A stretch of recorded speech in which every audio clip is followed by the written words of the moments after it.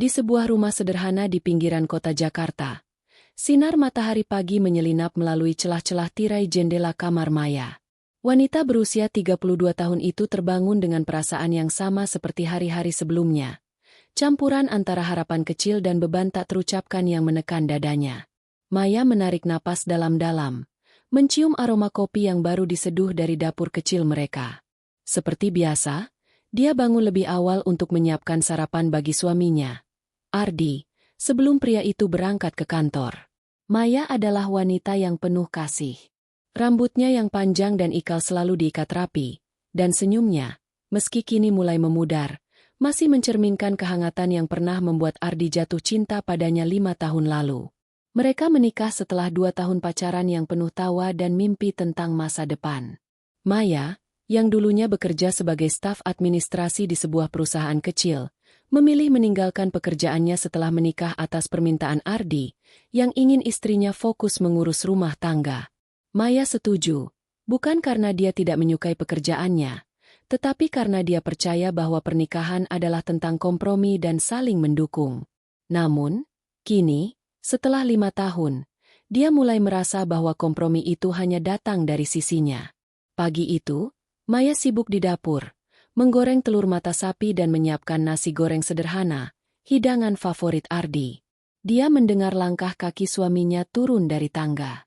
Ardi, pria berusia 35 tahun dengan wajah tampan dan postur tegap, masuk ke dapur dengan ekspresi datar. Dia mengenakan kemeja biru tua yang sudah disetrika rapi oleh Maya malam sebelumnya. Tanpa sepatah kata, Ardi duduk di meja makan, mengambil ponselnya, dan mulai mengetik sesuatu dengan cepat. Maya memperhatikan gerakan tangannya yang gesit, tapi dia tidak berkomentar. Dia sudah terbiasa dengan sikap Ardi yang semakin dingin dalam beberapa bulan terakhir. "Sarapan sudah siap, Mas," kata Maya lembut, meletakkan piring berisi nasi goreng di depan Ardi. Dia berharap suaminya akan mengangguk atau setidaknya tersenyum, tapi Ardi hanya bergumam, "Makasih," tanpa mengalihkan pandangan dari ponselnya. Maya menggigit bibirnya, mencoba menahan perasaan kecewa yang mulai menggerogoti hatinya. Dia duduk di seberang Ardi, memegang cangkir teh hangat, berusaha mencari topik pembicaraan. "Kamu pulang larut lagi semalam, Mas? Kerjaan di kantor sibuk ya?" tanya Maya. Nada suaranya penuh perhatian. Dia sudah sering bertanya hal yang sama dalam beberapa minggu terakhir. Ardi sering pulang larut malam, kadang-kadang bahkan setelah tengah malam, dengan alasan ada meeting atau lembur di kantor. Namun, Maya bukanlah wanita yang mudah percaya begitu saja. Ada sesuatu dalam nada suaranya yang terdengar tidak tulus, dan tatapan Ardi yang selalu menghindar membuat intuisinya berteriak bahwa ada yang disembunyikan. Ardi menghela napas, seolah pertanyaan Maya mengganggunya. "Iya, Maya. Kantor lagi banyak proyek. Kamu kan tahu, aku harus kerja keras buat kita," jawabnya dengan nada yang sedikit tajam. Maya mengangguk pelan, meski hatinya berkata lain. Dia ingin percaya pada Ardi, tapi firasat buruk itu terus menghantuinya.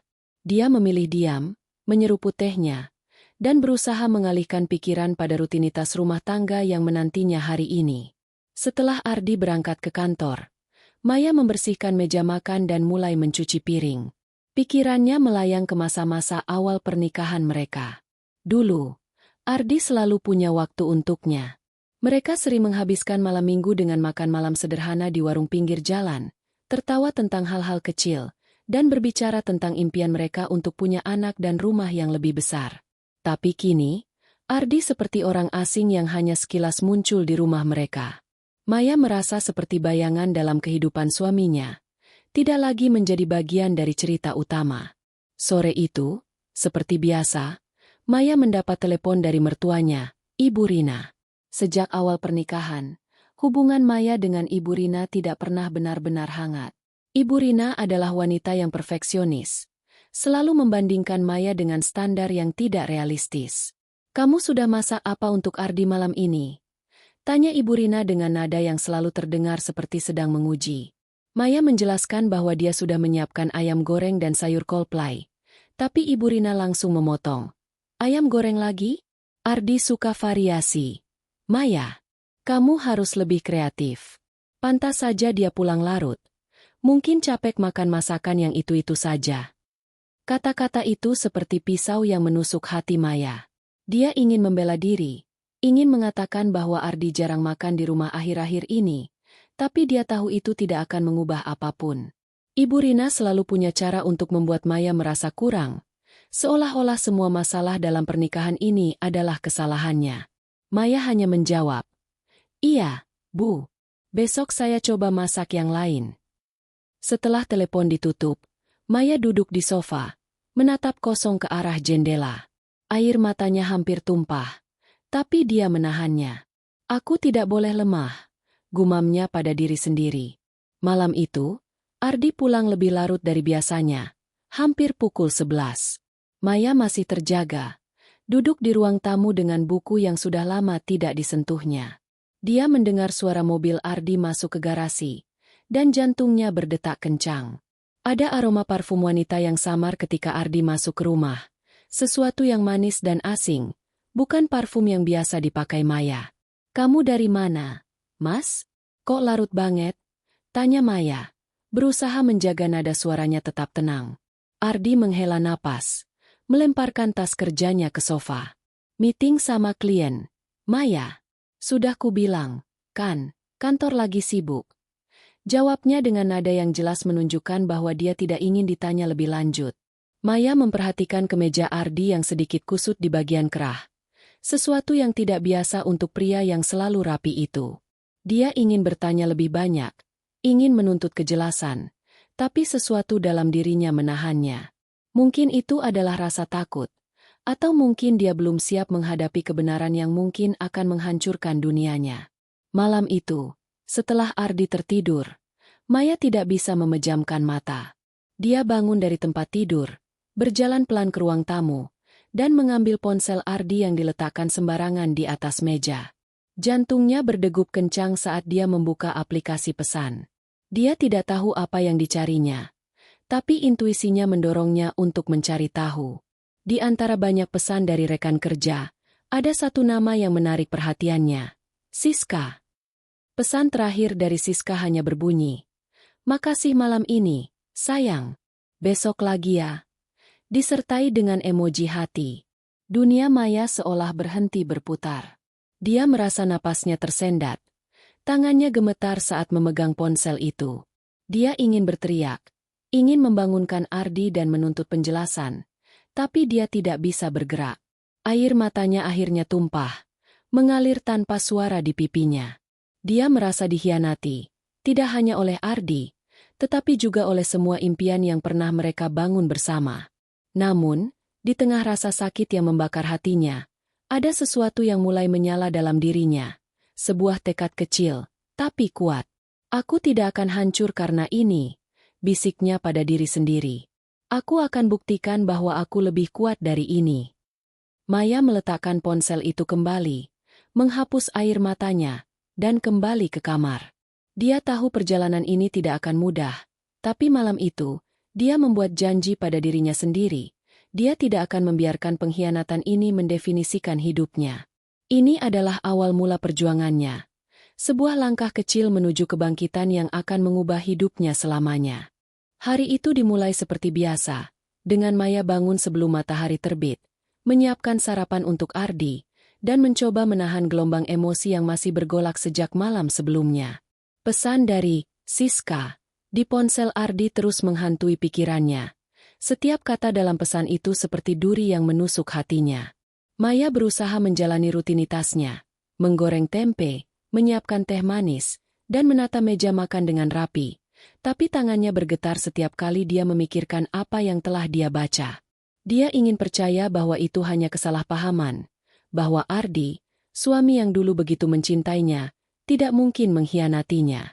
Namun, firasatnya berkata sebaliknya. Ardi turun dari kamar dengan wajah yang masih mengantuk. Rambutnya sedikit acak-acakan. Dia mengenakan kemeja putih yang sudah disetrika Maya, tapi entah kenapa, pakaian itu tidak lagi terlihat sempurna di mata Maya.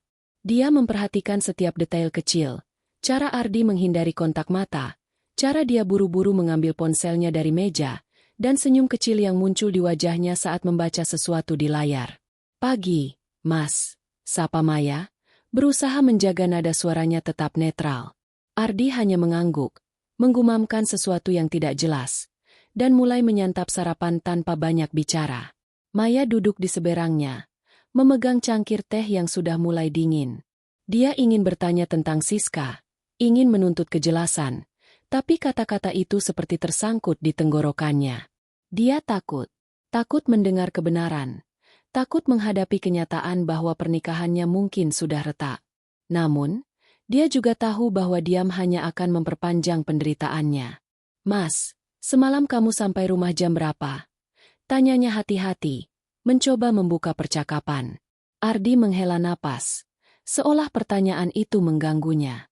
"Sudah kubilang, kan, Maya? Aku lembur. Meeting sama klien sampai larut." Jawabnya dengan nada yang sedikit kesal. Dia bahkan tidak menatap Maya, fokus pada ponselnya. Maya menggigit bibirnya, merasakan amarah mulai menyelinap di dadanya. Dia ingin mempercayai Ardi, tapi kata-kata, "sayang," dan "besok lagi ya," dari pesan Siska terus berputar di kepalanya. "Meeting sama siapa, Mas? Klien dari perusahaan mana?"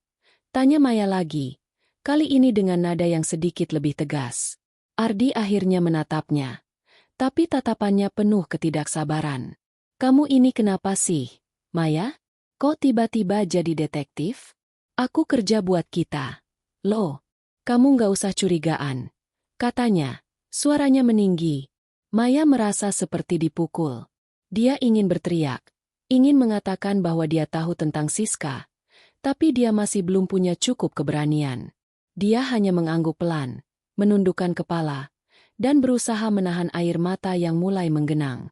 Setelah Ardi berangkat ke kantor, Maya duduk di sofa ruang tamu, menatap kosong ke arah dinding.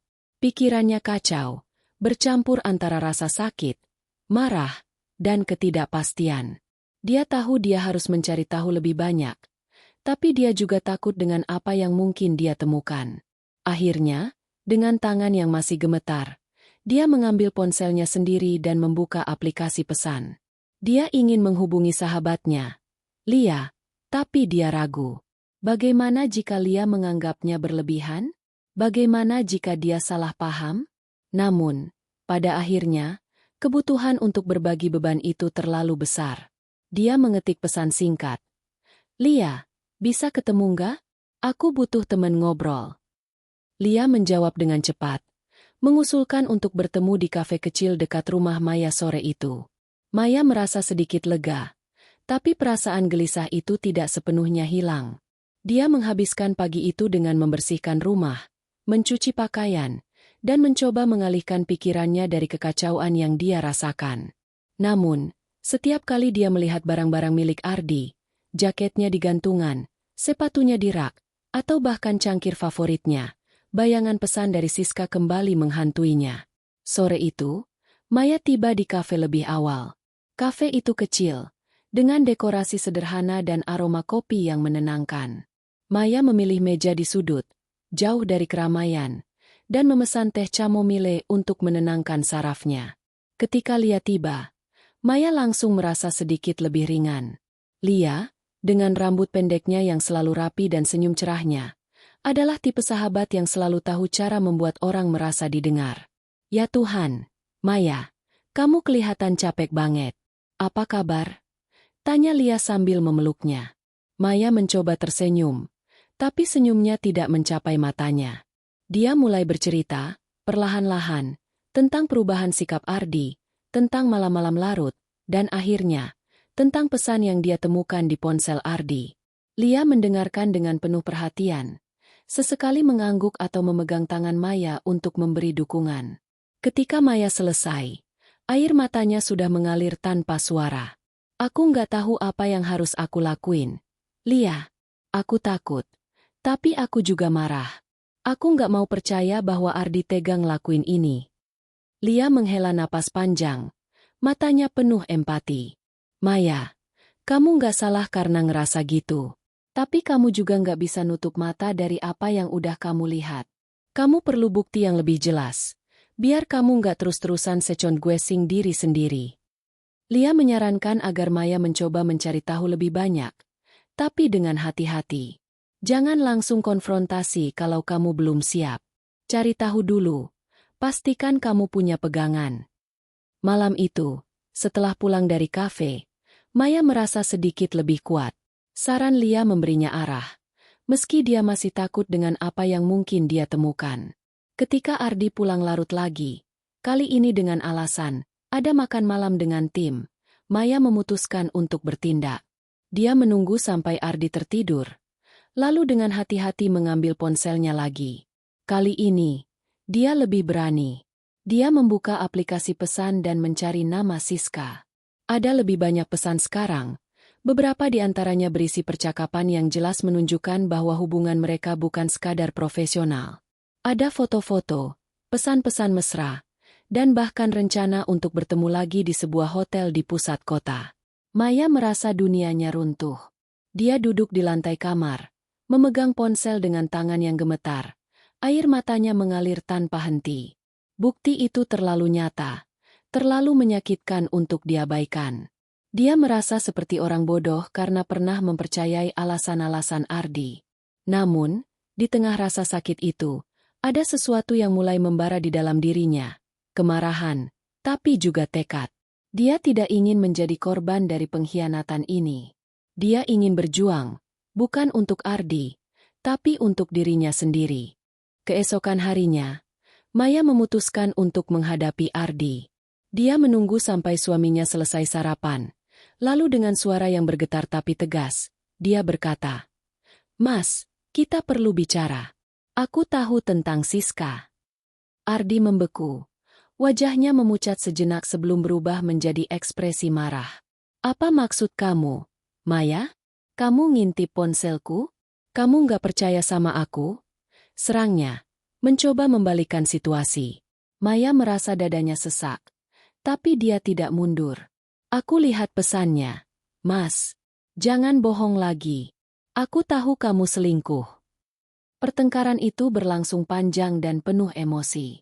Ardi menyangkal sebagian besar tuduhan, mengatakan bahwa Maya salah paham, bahwa Siska hanya teman dekat dari kantor.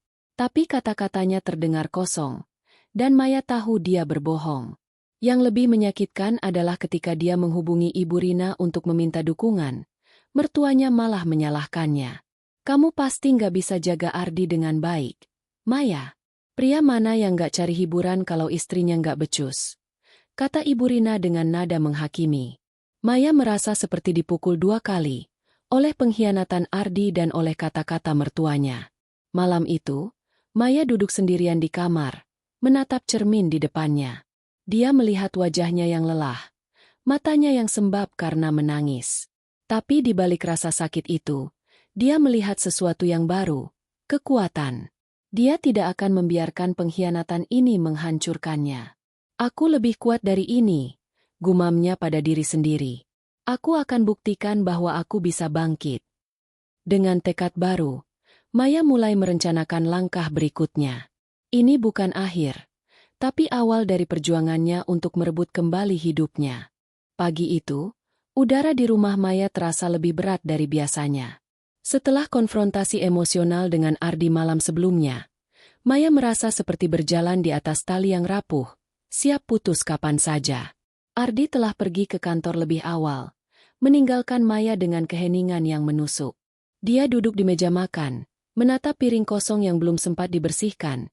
Pikirannya masih dipenuhi oleh kata-kata pedas Ardi yang menyangkal pengkhianatannya dan tuduhan Ibu Rina yang menyalahkannya. Maya merasa seperti terjebak dalam lingkaran yang tidak ada ujungnya, di mana setiap langkahnya selalu salah di mata orang-orang yang seharusnya menjadi keluarganya. Telepon berdering, memecah keheningan. Nama, Ibu Rina, muncul di layar ponsel Maya. Jantungnya langsung berdegup kencang. Dia tahu panggilan ini tidak akan menyenangkan, tapi dia tidak bisa mengabaikannya. Dengan tangan yang sedikit gemetar, dia menjawab, "Halo, Bu." "Maya, apa kabar Ardi? Kamu sudah bikin dia sarapan belum?" Suara Ibu Rina terdengar seperti biasa. Dingin, penuh otoritas, dan sedikit menghakimi. Maya menarik napas dalam-dalam, mencoba menjaga nada suaranya tetap sopan. Sudah, Bu. Tadi pagi aku bikin nasi goreng untuk Mas Ardi. Jawabnya, meski tahu bahwa jawabannya tidak akan pernah cukup baik. Nasi goreng lagi? Ya Tuhan, Maya, kamu nggak bisa masak yang lain apa? Ardi itu kerja keras. Loh, dia butuh makanan yang bergizi, bukan cuma nasi goreng yang itu-itu saja, kata Ibu Rina, nadanya penuh celah. Maya merasa wajahnya memanas. Dia ingin menjelaskan bahwa Ardi jarang makan di rumah akhir-akhir ini, bahwa dia sering pulang larut malam dengan alasan yang meragukan, tapi dia tahu Ibu Rina tidak akan mendengarkan. Mertuanya selalu punya cara untuk membuatnya merasa tidak cukup, seolah-olah semua kekurangan Ardi adalah kesalahan Maya. Iya, Bu. Besok aku coba masak yang lain, jawab Maya pelan, mencoba menahan emosi yang mulai bergolak. Ibu Rina tidak berhenti di situ. Kamu tahu, Maya, kalau kamu nggak bisa jaga Ardi dengan baik, jangan kaget kalau dia cari hiburan di luar. Pria itu butuh istri yang bisa bikin dia betah di rumah. Kamu harus lebih perhatian, lebih rapi, lebih semuanya. Lah. Kata-kata itu seperti pisau yang menusuk hati Maya. Dia ingin berteriak, ingin mengatakan bahwa dia sudah berusaha sebaik mungkin, bahwa Ardilah yang mengkhianatinya, tapi dia hanya bisa diam, menggigit bibirnya hingga terasa sakit. Setelah panggilan berakhir, Maya duduk di sofa, menatap kosong ke arah jendela. Air matanya mengalir tanpa suara, tapi dia cepat-cepat mengusapnya. Dia tidak ingin menangis lagi. Dia sudah cukup menangis semalam, dan dia tahu air mata tidak akan menyelesaikan apa-apa. Pikirannya melayang ke masa-masa awal pernikahannya dengan Ardi, ketika hubungannya dengan Ibu Rina mulai menunjukkan tanda-tanda ketegangan. Flashback itu membawanya kembali ke hari-hari pertama setelah pernikahan. Ibu Rina, yang tinggal di kota yang sama, sering datang ke rumah mereka tanpa pemberitahuan sebelumnya. Setiap kali datang, dia selalu menemukan sesuatu untuk dikritik. Cara Maya mencuci pakaian, cara dia mengatur dapur, bahkan cara dia menyapa tamu. Kamu harus lebih anggun, Maya. Ardi itu anakku satu-satunya. Dia pantas dapat istri yang sempurna, kata Ibu Rina suatu hari, sambil memeriksa kulkas Maya dengan tatapan penuh penilaian. Maya ingat betul bagaimana dia berusaha menyenangkan mertuanya, memasak hidangan favorit Ibu Rina, menawarkan teh dengan cangkir terbaik, bahkan mengikuti saran-saran kecil yang sebenarnya tidak masuk akal, seperti mengganti tirai ruang tamu karena warnanya kurang elegan. Namun, tidak peduli seberapa keras Maya berusaha, Ibu Rina tidak pernah puas. Ada satu momen yang sangat membekas di hati Maya. Itu terjadi sekitar setahun setelah pernikahan mereka, saat Maya dan Ardi mengadakan makan malam keluarga di rumah. Maya menghabiskan seharian di dapur, memasak rendang, opor ayam, dan beberapa hidangan lain yang dia pelajari dari resep keluarga Ardi. Dia berharap Ibu Rina akan menghargai usahanya, tapi saat makan malam, mertuanya hanya mencicipi sedikit rendang sebelum mendorong piringnya ke samping. Rendangnya keasinan. Maya, kamu nggak coba dulu sebelum disajikan, katanya dengan nada yang membuat semua orang di meja terdiam. Ardi, yang duduk di samping Maya, hanya menunduk, tidak mengatakan apa-apa untuk membelanya. Malam itu, Maya menangis diam-diam di kamar mandi, berjanji pada dirinya sendiri bahwa dia akan terus berusaha menjadi istri yang lebih baik. Kini, mengingat kembali momen-momen itu, Maya menyadari bahwa usahanya untuk menyenangkan Ibu Rina tidak pernah membuahkan hasil. Dia merasa seperti berlari di treadmill yang tidak pernah berhenti. Lelah, tapi tidak pernah sampai kemanapun. Dan sekarang, dengan pengkhianatan Ardi yang terungkap, tekanan dari Ibu Rina terasa semakin menyakitkan. Maya tahu bahwa mertuanya akan selalu memihak Ardi, tidak peduli seberapa jelas buktinya. Bagaimanapun juga, Ardi adalah anak kesayangannya, dan Maya hanyalah menantu yang dianggap tidak pernah cukup baik. Hari itu, Ibu Rina tiba-tiba muncul di rumah tanpa pemberitahuan, seperti kebiasaannya. Maya sedang mencuci pakaian di belakang rumah ketika mendengar bel pintu. Dia buru-buru mengeringkan tangannya dan membuka pintu, hanya untuk disambut dengan tatapan tajam Ibu Rina. Maya, aku dengar dari Ardi kalian bertengkar semalam. Apa sih yang kamu lakuin sampai dia marah begitu? Tanya Ibu Rina tanpa basa-basi. Langsung masuk ke rumah dan duduk di sofa tanpa menunggu diundang. Maya merasa jantungnya tercekat. Dia tidak tahu apa yang telah Ardi ceritakan kepada ibunya. Tapi dari nada Ibu Rina, jelas bahwa versi ceritanya jauh dari kebenaran. Bu, bukan saya yang memulai. Saya cuma tanya kenapa Mas Ardi pulang larut terus. Jawab Maya, berusaha menjaga suaranya tetap tenang. Tapi Ibu Rina menggelengkan kepala, seolah tidak ingin mendengar penjelasan. Kamu ini, Maya, terlalu curigaan. Ardi itu kerja keras buat kalian berdua. Kalau kamu terus-terusan nyanyi-nyanyi, wajar kalau dia kesal. Kamu harus tahu diri sebagai istri. Kata-kata itu seperti tamparan di wajah Maya.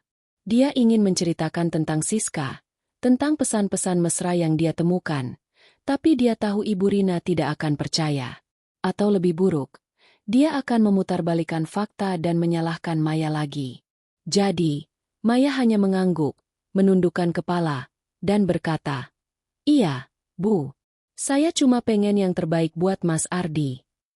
Setelah Ibu Rina pergi, Maya duduk di lantai ruang tamu, merasa seperti kehabisan udara.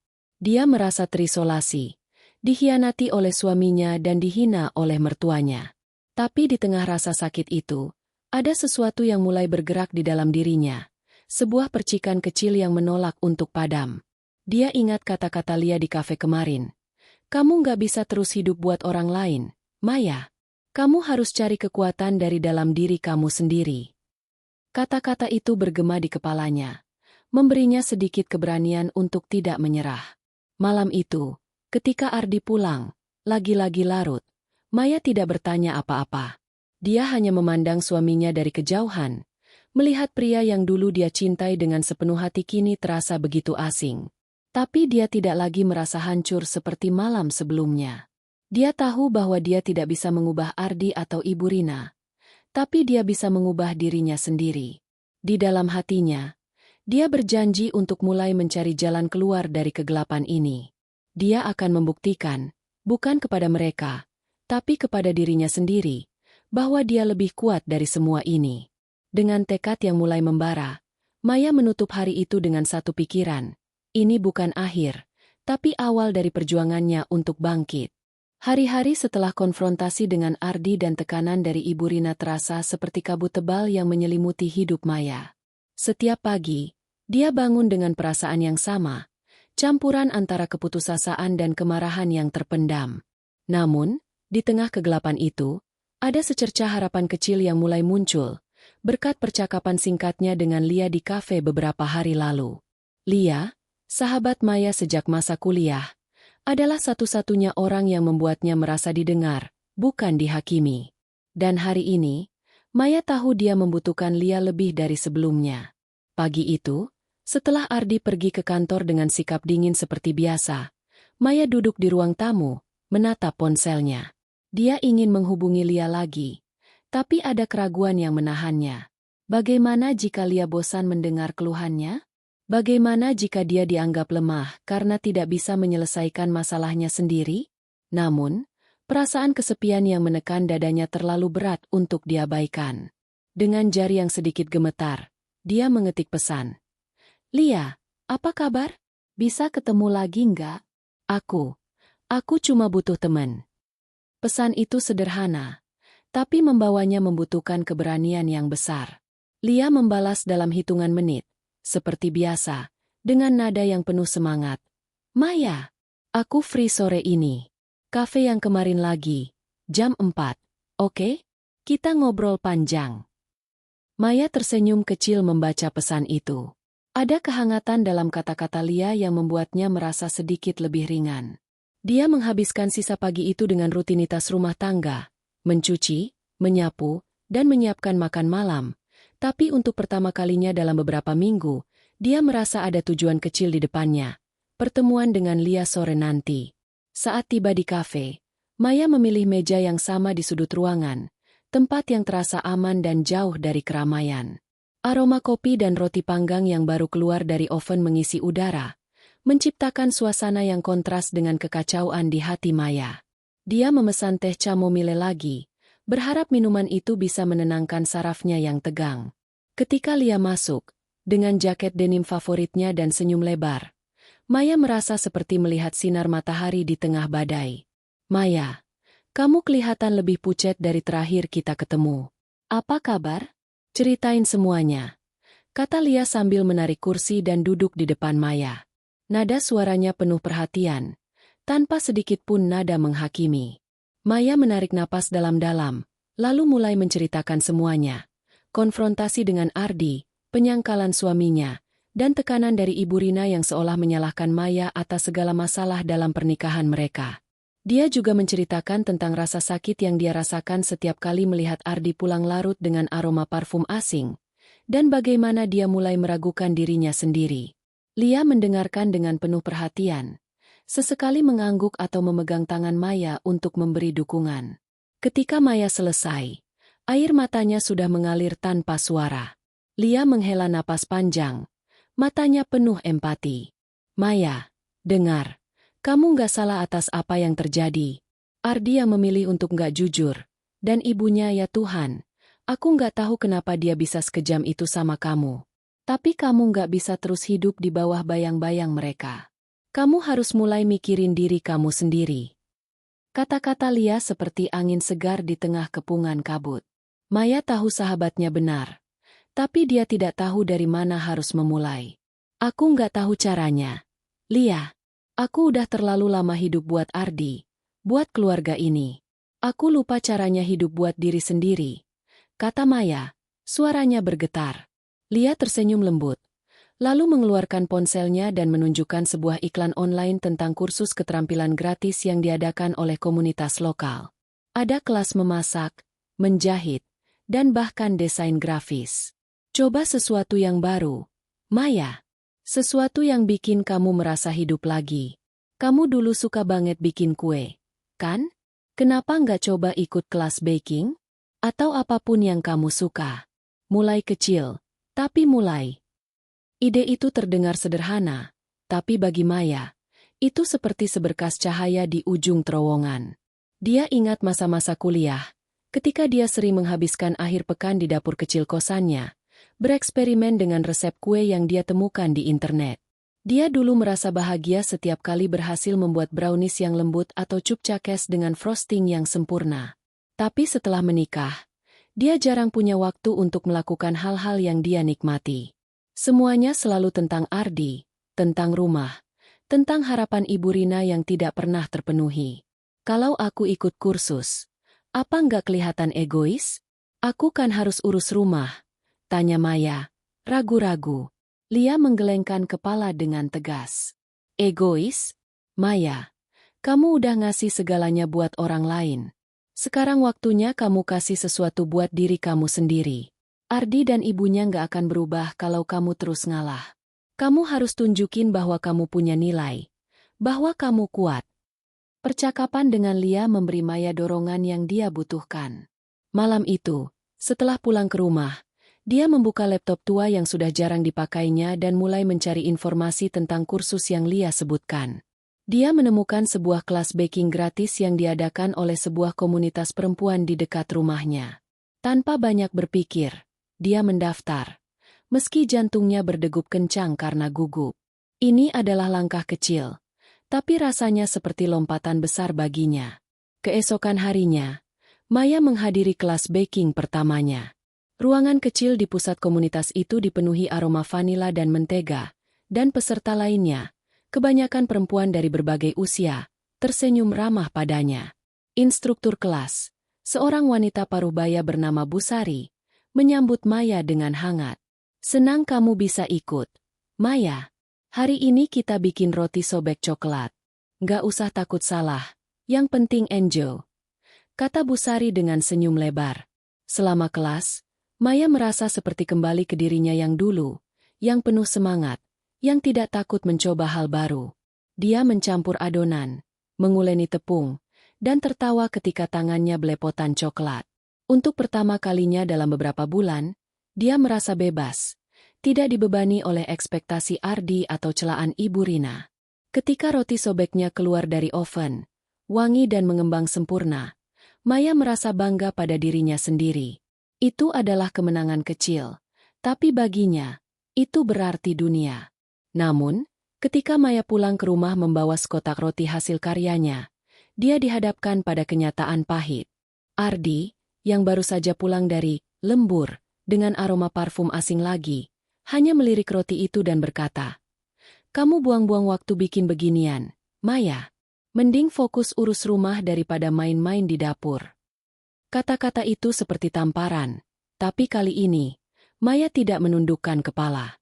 Dia menatap Ardi dengan mata yang penuh tekad dan berkata, "Ini bukan main-main, Mas. Ini buat aku." Ardi terdiam, seolah terkejut dengan nada tegas Maya, tapi dia tidak berkomentar lebih lanjut. Malam itu, Maya duduk di kamar, memandang kotak roti di meja sampingnya. Dia tahu perjalanan ini baru dimulai, dan tantangan yang lebih besar masih menantinya. Tapi untuk pertama kalinya, dia merasa memiliki sesuatu yang benar-benar miliknya, sesuatu yang tidak bisa diambil oleh Ardi atau Ibu Rina. Dengan dukungan Lia dan langkah kecil yang dia ambil hari ini, Maya mulai melihat sekilas dirinya yang baru, seorang wanita yang tidak hanya bertahan, tapi mulai bangkit. Dia tahu ini tidak akan mudah, tapi dia siap melangkah. Satu kue pada satu waktu. Hari-hari setelah Maya mulai mengikuti kelas baking terasa seperti nafas segar baginya. Meski rumah tangganya masih dipenuhi ketegangan, dan sikap Ardi tetap dingin, Maya menemukan sedikit kebahagiaan dalam adonan roti dan aroma kue yang baru dipanggang. Setiap kali dia berhasil menciptakan sesuatu di kelas, seperti croissant yang renyah atau brownies yang lembut, dia merasa sedikit lebih kuat, sedikit lebih utuh. Namun, di balik percikan harapan itu, bayang-bayang pengkhianatan Ardi masih mengintai, dan kali ini, kebenaran yang terungkap jauh lebih menyakitkan dari yang pernah dia bayangkan. Pagi itu, Maya bangun dengan perasaan yang sedikit lebih ringan. Dia sudah menyiapkan sarapan untuk Ardi, telur dadar dan nasi goreng sisa kemarin, karena Ardi pernah bilang dia bosan dengan menu yang terlalu ribet. Saat Ardi turun dari kamar, dia tampak lebih tergesa dari biasanya, mengenakan kemeja biru tua yang sedikit kusut, seolah dia yang menyetrikanya sendiri. Maya memperhatikan ponselnya yang terus berbunyi dengan notifikasi. Tapi Ardi buru-buru memasukkannya ke saku. "Aku meeting pagi ini. Maya, jangan tunggu aku buat makan malam. Mungkin aku pulang larut," katanya tanpa menatap Maya, lalu bergegas keluar rumah. Maya hanya mengangguk. Sudah terbiasa dengan alasan meeting yang sama. Tapi ada sesuatu dalam nada Ardi yang terasa berbeda hari ini, seperti dia sedang menyembunyikan sesuatu yang lebih besar. Firasat buruk itu kembali menggelayuti hati Maya, tapi dia mencoba mengabaikannya. Dia ingin fokus pada kelas baking sore ini, di mana Bu Sari berjanji akan mengajarkan mereka membuat kue tart mini. Maya mengingatkan dirinya sendiri bahwa dia sedang membangun sesuatu untuk dirinya, bahwa dia tidak akan membiarkan Ardi merenggut kebahagiaan kecil yang baru dia temukan. Namun, sore itu, saat Maya sedang membereskan dapur sebelum berangkat ke kelas, sesuatu yang tidak terduga terjadi.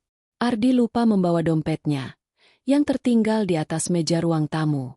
Maya memperhatikan dompet kulit coklat itu, yang biasanya selalu dibawa Ardi kemana-mana. Rasa ingin tahu, atau mungkin rasa curiga, mendorongnya untuk membuka dompet itu. Dia tidak yakin apa yang dicarinya, tapi ketika dia membuka salah satu kompartemen, dia menemukan sebuah struk kecil dari sebuah restoran mewah di pusat kota. Tanggal pada struk itu adalah 2 malam lalu, malam ketika Ardi mengaku lembur di kantor. Yang lebih mencurigakan, struk itu menunjukkan pesanan untuk 2 orang, lengkap dengan botol anggur yang harganya jauh di atas kemampuan makan malam biasa. Jantung Maya berdegup kencang. Dia mencoba menenangkan diri, berpikir bahwa mungkin itu hanya makan malam dengan klien, seperti yang selalu Ardi katakan. Tapi ketika dia memeriksa ponselnya dan membuka aplikasi pesan grup keluarga, dia melihat sebuah foto yang dikirim oleh sepupu Ardi, Rina, yang tinggal di kota yang sama. Foto itu menunjukkan Rina bersama seorang wanita lain di sebuah acara keluarga kecil yang diadakan malam yang sama dengan tanggal struk itu. Wanita itu, yang tersenyum lebar di samping Rina, adalah seseorang yang Maya kenali, Dian, teman dekat keluarga Ardi sejak kecil. Caption foto itu berbunyi, Malam seru bareng Dian. Kangen ngobrol sama dia. Maya merasa dunianya berputar. Dian bukan hanya teman keluarga. Dia adalah seseorang yang sering disebut-sebut oleh Ibu Rina sebagai contoh wanita yang sempurna. Maya ingat betul bagaimana Ibu Rina pernah membandingkannya dengan Dian, mengatakan bahwa Dian lebih anggun, lebih berpendidikan, dan lebih cocok untuk Ardi. Pikiran Maya langsung melompat ke kemungkinan terburuk. Apakah Dian adalah Siska yang dia temukan di ponsel Ardi? Atau apakah ini pengkhianatan baru, yang bahkan lebih menyakitkan karena melibatkan seseorang yang begitu dekat dengan keluarga? Dengan tangan gemetar, Maya memutuskan untuk mencari tahu lebih banyak. Dia membuka laptop dan masuk ke akun media sosialnya, mencari profil Dian. Di sana, dia menemukan beberapa postingan yang memperlihatkan Dian di restoran yang sama dengan Struk itu, mengenakan gaun merah yang elegan dan tersenyum ke arah kamera. Tidak ada Ardi di foto itu, tapi waktu dan lokasinya terlalu bertepatan untuk dianggap kebetulan. Maya merasa napasnya tersendat. Dia ingin menyangkal, ingin percaya bahwa ini semua hanya salah paham, tapi buktinya terlalu jelas. Malam itu, ketika Ardi pulang, lagi-lagi larut, Maya tidak bisa menahan diri lagi. Dia menunggu di ruang tamu. Struk restoran itu tergeletak di atas meja. Ketika Ardi masuk, dia tampak terkejut melihat Maya masih terjaga. "Kamu belum tidur? Aku capek banget." "Maya, besok aja kita ngobrol," katanya, mencoba menghindari percakapan. Tapi Maya tidak mundur kali ini. "Mas, ini apa?" tanyanya, mengangkat struk itu dengan tangan yang bergetar. "Kamu bilang kamu lembur 2 malam lalu. Tapi ini struk dari restoran mewah. Buat 2 orang. Sama siapa kamu?" Ardi membeku sejenak. Wajahnya memucat. Tapi kemudian, seperti biasa, dia beralih ke mode defensif. "Ya Tuhan, Maya, kamu ngapain sih ngubek-ngubek barangku? Itu cuma makan malam sama klien. Kamu kok selalu curigaan?" Serunya, suaranya meninggi. Maya merasa amarahnya memuncak. "Jangan bohong lagi, Mas. Aku tahu kamu nggak lembur. Aku lihat foto Dian di restoran yang sama malam itu. Apa kamu sama dia? Apa dia yang kamu maksud, Siska?" Nama Dian membuat Ardi terdiam. Untuk pertama kalinya, dia tidak langsung menyangkal. Tatapannya berpaling, dan Maya bisa melihat rasa bersalah di matanya. "Kamu salah paham, Maya. Dian cuma teman keluarga.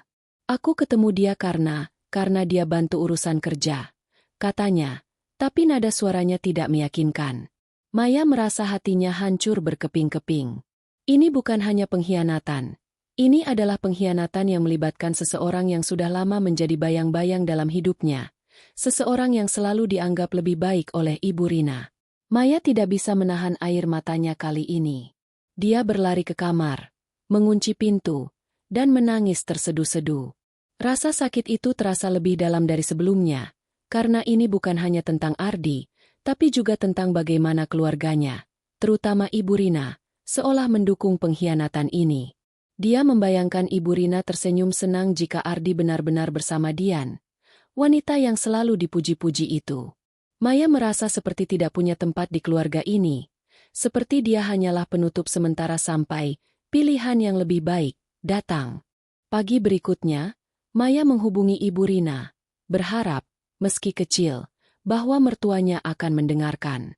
Dia menceritakan tentang Struk, tentang Dian, dan tentang kecurigaannya. Tapi, seperti yang dia takutkan, Ibu Rina malah membela Ardi. "Maya, kamu ini terlalu lebay. Dian itu teman keluarga. Dia nggak mungkin macem-macem sama Ardi. Lagian, kalau Ardi cari hiburan, itu karena kamu nggak bisa bikin dia betah di rumah. Coba kamu introspeksi diri, apa yang kurang dari kamu?" kata Ibu Rina dengan nada yang penuh celah. Maya hanya bisa diam, merasa seperti dipukul untuk kesekian kalinya. Hari itu, Maya merasa seperti berada di titik terendah dalam hidupnya. Dia duduk di kamar, menatap cermin, melihat wajahnya yang lelah dan mata yang sembab. Tapi di tengah rasa sakit itu, ada sesuatu yang mulai bergerak di dalam dirinya. Sebuah tekad yang lebih kuat dari sebelumnya. Dia tidak ingin menjadi korban lagi. Dia tidak ingin hidupnya didefinisikan oleh pengkhianatan Ardi atau celaan Ibu Rina. Dengan tangan yang masih gemetar, dia mengambil ponselnya dan mengetik pesan untuk Lia. Aku nggak mau nyerah, Lia. Aku mau mulai hidup buat diriku sendiri. Bantu aku, ya. Lia membalas dengan cepat, penuh semangat. Itu dia, Maya. Kamu kuat. Dan aku bakal dukung kamu sampai akhir. Mulai dari mana? Kita cari tahu bareng. Maya tersenyum kecil membaca pesan itu. Dia tahu perjalanan ini akan sulit. Tapi dia juga tahu bahwa dia tidak akan membiarkan pengkhianatan ini menghancurkannya.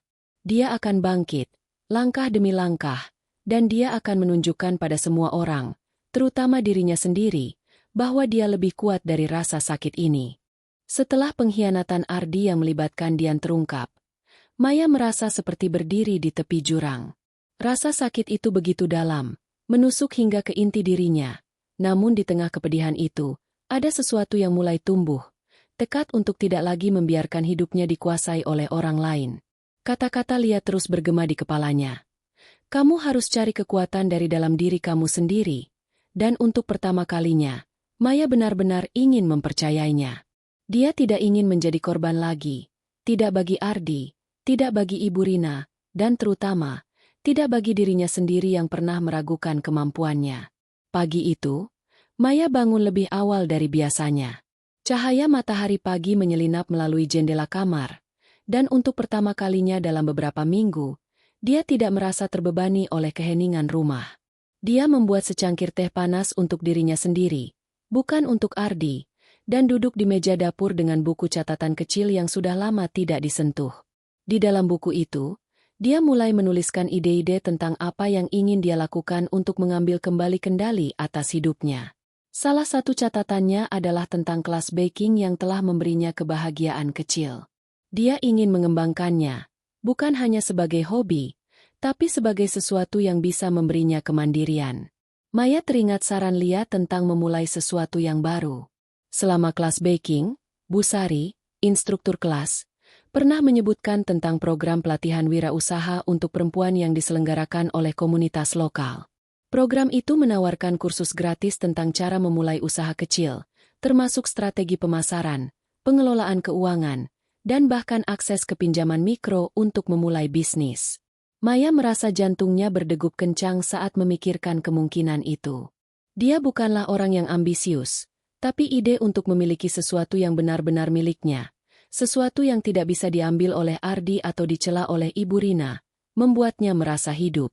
Setelah sarapan, Maya membuka laptop tuanya dan mencari informasi tentang program itu. Dia menemukan situs web komunitas yang menjelaskan bahwa program tersebut akan dimulai dalam 2 minggu, dengan fokus pada usaha kuliner dan kerajinan tangan. Maya langsung mendaftar untuk kelas kuliner. Memilih fokus pada baking karena itulah yang paling dia sukai. Dia mengisi formulir pendaftaran dengan hati-hati, menuliskan bahwa dia ingin memulai usaha kecil menjual kue dan roti homemade. Ketika dia menekan tombol, kirim, dia merasa seperti telah melangkah ke dunia baru, dunia di mana dia adalah penutur cerita, bukan sekadar pendengar. Hari-hari berikutnya, Maya mulai lebih serius dengan kelas bakingnya. Dia tidak hanya mengikuti instruksi Bu Sari, tapi juga bereksperimen dengan resep-resep baru di rumah. Dia mencoba membuat kue lapis legit dengan sentuhan modern, seperti menambahkan rasa pandan dan coklat, dan hasilnya ternyata disukai oleh peserta kelas lainnya. Bu Sari bahkan memuji Maya di depan kelas. Kamu punya bakat, Maya. Kalau serius, kamu bisa bikin ini jadi bisnis yang menjanjikan. Puji syukur itu, meski sederhana, terasa seperti medali emas bagi Maya. Untuk pertama kalinya dalam waktu yang lama, dia merasa dihargai karena sesuatu yang dia lakukan, bukan karena apa yang dia lakukan untuk orang lain.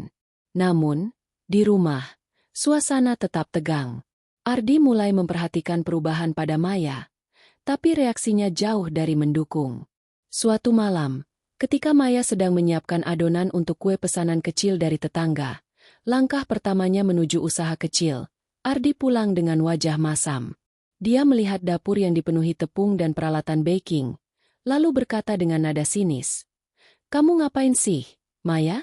Dapur jadi berantakan gara-gara kue-kue ini. Kamu pikir kamu bisa jadi apa? Chef bintang 5. Nada suaranya penuh ejekan. Tapi Maya tidak menundukkan kepala seperti biasanya. Dia menatap Ardi dengan mata yang teguh dan berkata, "Aku cuma pengen bikin sesuatu buat diriku sendiri, Mas. Kalau kamu nggak suka, ya sudah, tapi jangan halangin aku." Ardi terdiam, seolah tidak menyangka Maya akan membalas dengan tegas. Dia menggumamkan sesuatu tentang buang-buang waktu sebelum pergi ke kamar, tapi Maya tidak peduli. Dia kembali fokus pada adonannya, menguleni dengan penuh semangat, seolah setiap gerakan tangannya adalah pernyataan bahwa dia tidak akan lagi hidup di bawah bayang-bayang Ardi. Malam itu, ketika kue-kue itu selesai dan dikemas rapi untuk tetangga, Maya merasa bangga. Dia tidak hanya membuat kue, dia sedang membangun fondasi untuk kehidupan baru. Program pelatihan wirausaha akhirnya dimulai, dan Maya menghadirinya dengan penuh antusiasme. Kelas itu diadakan di sebuah gedung komunitas sederhana, diisi dengan sekitar 20 perempuan dari berbagai latar belakang. Ada ibu rumah tangga seperti Maya, ada juga mahasiswi muda dan janda yang ingin memulai hidup baru.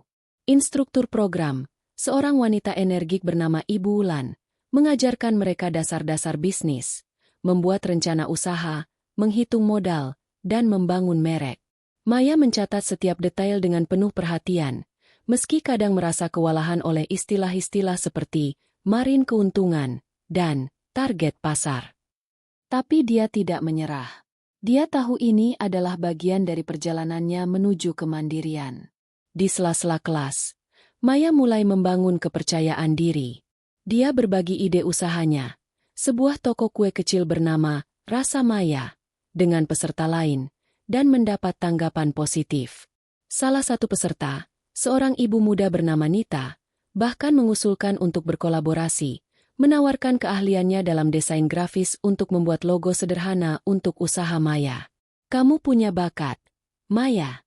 Kue-kue kamu nggak cuma enak, tapi juga punya cerita. Orang suka beli dari bisnis yang punya hati," kata Nita dengan senyum.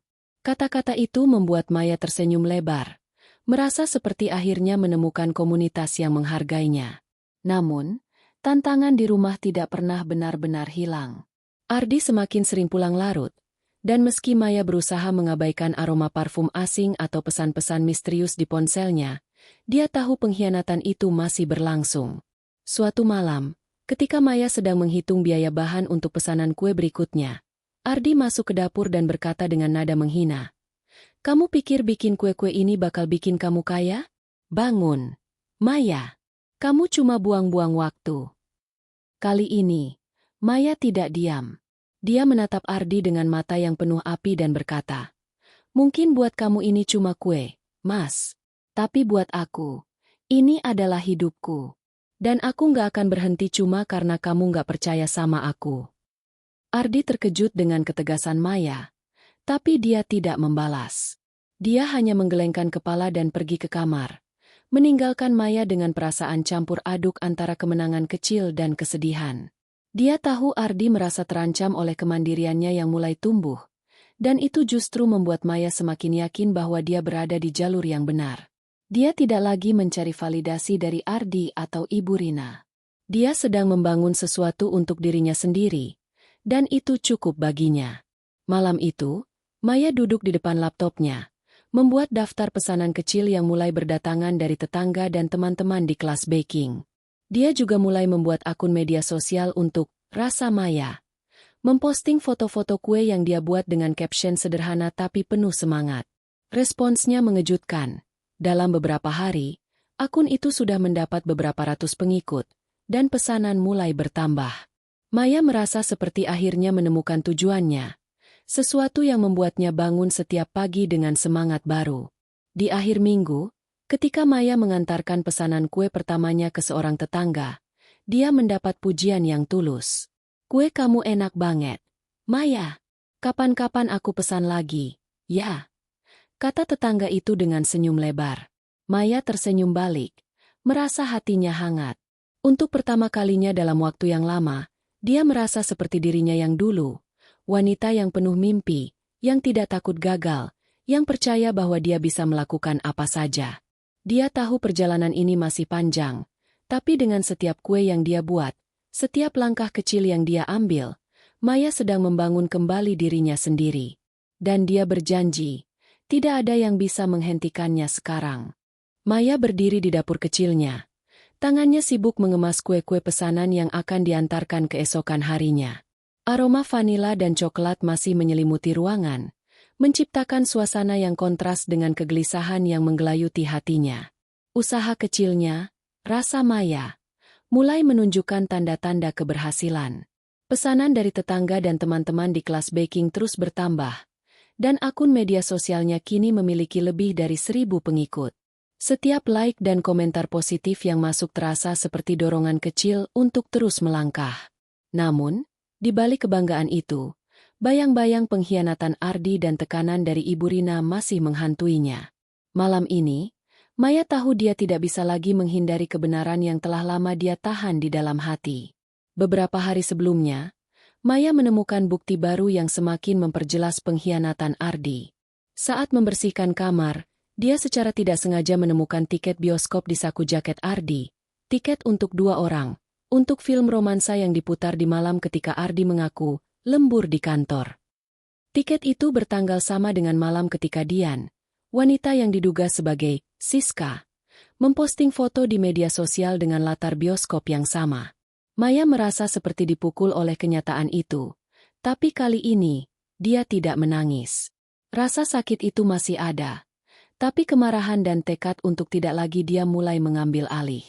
Malam itu, ketika Ardi pulang, lagi-lagi larut dengan aroma parfum asing yang samar, Maya sudah menyiapkan dirinya. Dia duduk di ruang tamu, tiket bioskop tergeletak di atas meja kopi, bersama dengan struk restoran yang dia temukan sebelumnya. Cahaya lampu ruang tamu yang lembut menerangi wajah Maya, yang kini dipenuhi keteguhan. Dia tidak lagi wanita yang menundukkan kepala setiap kali Ardi memutarbalikkan fakta. Dia telah berubah, dan malam ini, dia akan memastikan Ardi tahu itu. "Mas, kita perlu bicara," kata Maya dengan suara yang tenang tapi tegas saat Ardi masuk ke ruang tamu. Ardi, yang tampak lelah dan sedikit terganggu, menghela napas panjang.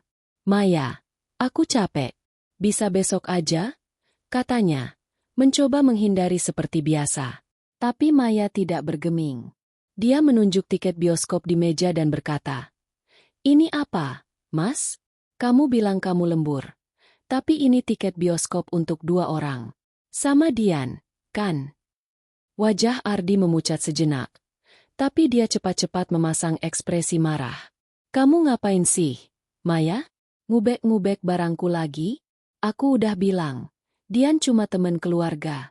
Kami cuma nonton bareng karena kebetulan ketemu." Serunya, suaranya meninggi. Tapi Maya tidak mundur. Dia menatap mata Ardi, mencari kebenaran yang dia tahu tidak akan pernah diakui begitu saja. "Jangan bohong lagi, Mas. Aku tahu kamu nggak lembur. Aku lihat postingan Dian di media sosial. Dan semua buktinya nunjukin kamu sama dia." "Aku nggak bodoh," kata Maya. Suaranya tetap tenang tapi penuh kekuatan. Ardi terdiam, seolah kehabisan kata-kata untuk menyangkal. Untuk pertama kalinya, Maya melihat keraguan di matanya. Tapi itu tidak bertahan lama. "Kamu ini terlalu curigaan, Maya. Aku kerja keras buat kita. Dan kamu malah nuduh aku macem-macem. Kalau kamu nggak bisa percaya sama aku, ya sudah, terserah kamu," katanya. Mencoba membalikkan situasi seperti biasa. Tapi kali ini, Maya tidak membiarkan Ardi mengalihkan pembicaraan. "Jangan coba-coba balik nyalahin aku, Mas. Aku udah kasih kamu kesempatan untuk jujur. Tapi kamu pilih bohong. Aku tahu tentang Dian, tentang pesan-pesan di ponselmu, tentang semua malam yang kamu bilang, lembur. Aku nggak akan diam lagi." Pertengkaran itu berlangsung panjang, penuh dengan emosi yang meledak-ledak. Ardi mencoba menyangkal, lalu marah, lalu kembali menyangkal. Tapi Maya tidak goyah. Dia mengeluarkan semua yang telah dia pendam. Rasa sakit karena pengkhianatan Ardi, perasaan diabaikan, dan tekanan konstan dari Ibu Rina yang selalu menyalahkannya. "Aku udah coba jadi istri yang baik, Mas, aku coba bikin kamu dan ibumu senang. Tapi kalian gak pernah hargain aku. Aku capek hidup kayak gini, kata Maya. Air matanya mengalir tapi suaranya tetap teguh. Ardi akhirnya kehilangan kesabaran. Kalau kamu gak suka, ya pergi aja, Maya. Aku juga capek sama kamu yang selalu ngeluh. Katanya dengan nada yang penuh amarah. Kata-kata itu seperti pisau. Tapi Maya tidak lagi merasa hancur seperti dulu. Dia menatap Ardi, melihat pria yang dulu dia cintai kini menunjukkan sifat aslinya. Pria yang egois, yang tidak pernah benar-benar menghargainya. Mungkin aku akan pergi, Mas. Tapi bukan karena aku lemah. Aku pergi karena aku tahu aku pantas dapat yang lebih baik. Balas Maya, suaranya penuh keyakinan. Keesokan harinya, Maya tahu dia tidak bisa berhenti di situ. Dia harus menghadapi Ibu Rina, yang selama ini menjadi sumber tekanan terbesar dalam hidupnya. Dengan hati yang masih berdebar, dia menghubungi mertuanya dan meminta untuk bertemu di rumah orang tua Ardi. Ketika Maya tiba, Ibu Rina menyambutnya dengan tatapan dingin, seolah sudah tahu apa yang akan dibahas. Ada apa, Maya? Kamu bikin Ardi marah lagi, ya? Tanyanya tanpa basa-basi. Maya menarik napas dalam-dalam, mengumpulkan semua keberanian yang dia miliki. Bu, saya datang bukan untuk bertengkar. Saya cuma mau bilang bahwa saya tahu tentang Ardi dan Dian. Saya tahu Bu selalu bela Ardi. Tapi kali ini saya nggak akan diam. Saya nggak salah karena minta kejujuran dari suami saya. Dan saya nggak akan biarin Bu atau siapapun nyalahin saya lagi. Kata-kata itu keluar dengan jelas, tanpa keraguan. Dan untuk pertama kalinya, Maya melihat Ibu Rina kehilangan kata-kata. Ibu Rina mencoba memutarbalikkan situasi. Seperti biasa. Kamu ini, Maya, terlalu sensitif. Dian itu teman keluarga. Nggak mungkin dia macem-macem sama Ardi. Kalau kamu nggak bisa jaga Ardi dengan baik, ya wajar kalau dia cari hiburan di luar. Katanya dengan nada menghakimi. Tapi Maya tidak lagi terpengaruh. Dia menggelengkan kepala dan berkata, Bu, saya nggak datang buat minta persetujuan. Saya cuma mau bilang bahwa saya nggak akan hidup di bawah bayang-bayang Bu atau Ardi lagi. Saya punya hidup saya sendiri sekarang, dan saya akan jalani dengan cara saya. Ibu Rina terdiam. Wajahnya memerah karena marah atau mungkin malu. Maya tidak menunggu tanggapan. Dia bangkit dari sofa, mengucapkan salam dengan sopan, dan keluar dari rumah itu dengan kepala tegak. Di dalam mobil, dia merasa napasnya lebih lega dari sebelumnya. Konfrontasi itu bukan hanya tentang Ardi atau Ibu Rina. Itu tentang dirinya sendiri. Dia telah mengambil langkah besar untuk merebut kembali harga dirinya. Dan itu terasa seperti kemenangan. Malam itu, kembali di rumah, Maya duduk di depan laptopnya, memeriksa pesanan baru untuk Rasa Maya. Dia tahu perjalanan ini masih jauh dari selesai. Ardi masih belum mengakui kesalahannya sepenuhnya. Dan Ibu Rina mungkin tidak akan pernah berubah. Tapi Maya tidak lagi mencari validasi dari mereka.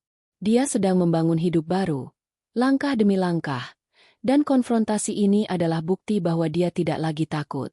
Dengan setiap kue yang dia buat, setiap pesanan yang dia antar, dan setiap keberanian yang dia tunjukkan, Maya semakin mendekati versi dirinya yang kuat, yang tidak akan pernah tumbang, apapun yang terjadi.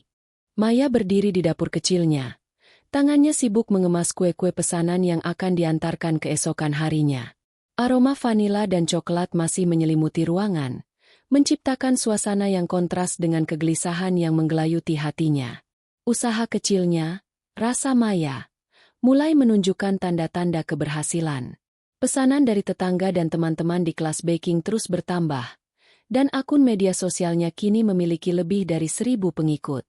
Setiap like dan komentar positif yang masuk terasa seperti dorongan kecil untuk terus melangkah.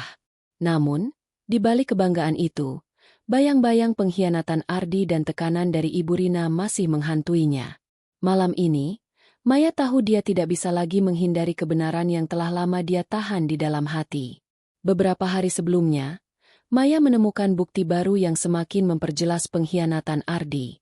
Saat membersihkan kamar, dia secara tidak sengaja menemukan tiket bioskop di saku jaket Ardi, tiket untuk 2 orang, Untuk film romansa yang diputar di malam ketika Ardi mengaku lembur di kantor. Tiket itu bertanggal sama dengan malam ketika Dian, wanita yang diduga sebagai Siska, memposting foto di media sosial dengan latar bioskop yang sama. Maya merasa seperti dipukul oleh kenyataan itu. Tapi kali ini, dia tidak menangis. Rasa sakit itu masih ada. Tapi kemarahan dan tekad untuk tidak lagi dia mulai mengambil alih. Malam itu, ketika Ardi pulang, lagi-lagi larut dengan aroma parfum asing yang samar, Maya sudah menyiapkan dirinya. Dia duduk di ruang tamu, tiket bioskop tergeletak di atas meja kopi, bersama dengan struk restoran yang dia temukan sebelumnya. Cahaya lampu ruang tamu yang lembut menerangi wajah Maya, yang kini dipenuhi keteguhan. Dia tidak lagi wanita yang menundukkan kepala setiap kali Ardi memutarbalikkan fakta. Dia telah berubah, dan malam ini, dia akan memastikan Ardi tahu itu. "Mas, kita perlu bicara," kata Maya dengan suara yang tenang tapi tegas saat Ardi masuk ke ruang tamu. Ardi, yang tampak lelah dan sedikit terganggu, menghela napas panjang. "Maya, aku capek. Bisa besok aja?" katanya, mencoba menghindari seperti biasa. Tapi Maya tidak bergeming. Dia menunjuk tiket bioskop di meja dan berkata, "Ini apa, Mas? Kamu bilang kamu lembur. Tapi ini tiket bioskop untuk 2 orang. Sama Dian, kan?" Wajah Ardi memucat sejenak. Tapi dia cepat-cepat memasang ekspresi marah. "Kamu ngapain sih, Maya? Ngubek-ngubek barangku lagi? Aku udah bilang, Dian cuma teman keluarga. Kami cuma nonton bareng karena kebetulan ketemu." Serunya, suaranya meninggi. Tapi Maya tidak mundur. Dia menatap mata Ardi, mencari kebenaran yang dia tahu tidak akan pernah diakui begitu saja. "Jangan bohong lagi, Mas. Aku tahu kamu nggak lembur. Aku lihat postingan Dian di media sosial, dan semua buktinya nunjukin kamu sama dia." "Aku nggak bodoh," kata Maya. Suaranya tetap tenang tapi penuh kekuatan. Ardi terdiam, seolah kehabisan kata-kata untuk menyangkal. Untuk pertama kalinya, Maya melihat keraguan di matanya, tapi itu tidak bertahan lama. "Kamu ini terlalu curigaan, Maya. Aku kerja keras buat kita, dan kamu malah nuduh aku macem-macem. Kalau kamu nggak bisa percaya sama aku, ya sudah, terserah kamu," katanya, mencoba membalikan situasi seperti biasa. Tapi kali ini, Maya tidak membiarkan Ardi mengalihkan pembicaraan.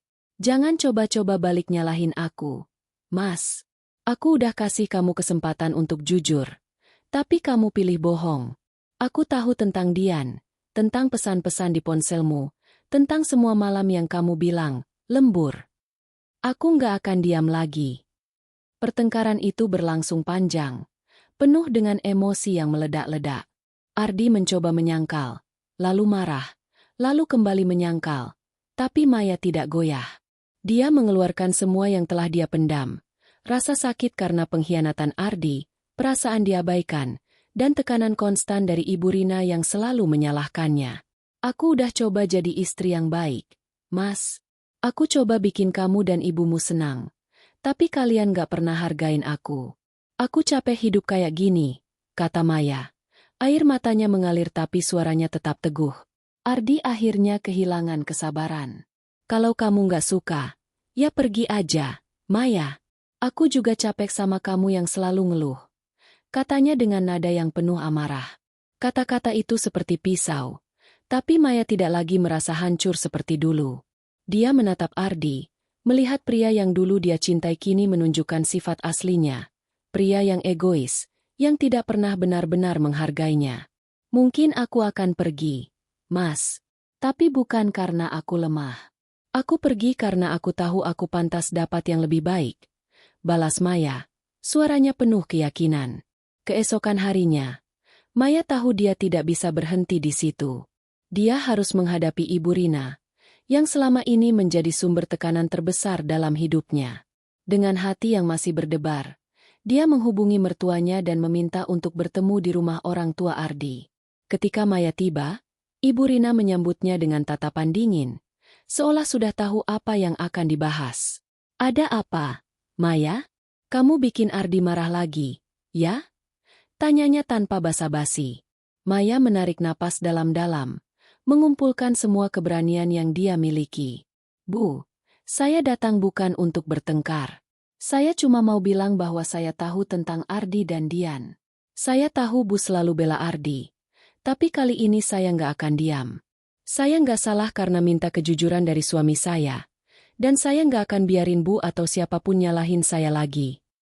Kata-kata itu keluar dengan jelas, tanpa keraguan.